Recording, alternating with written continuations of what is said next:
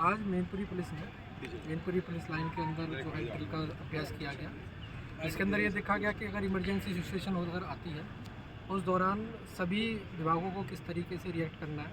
जिसके अंदर मान के चलिए कभी हमला होता है तो उसमें पब्लिक के जो लोग हैं किस तरीके से हमको घरों को खाली कराना है, किस तरीके से उनको सुरक्षा के लिए ग्राउंड पर लेटना है। उसी के साथ साथ किस तरीके से 112 की गाड़ी का रिएक्शन टाइम किस तरीके से रहेगा, फायर किस तरीके से वहाँ पहुँचेगी और बुझाने का काम करेगी। उसी के साथ साथ एम्बुलेंस के लोग किस तरीके से वहाँ पहुँचेंगे और घायल लोगों को उठा के जो है आगे तक की जाएगी।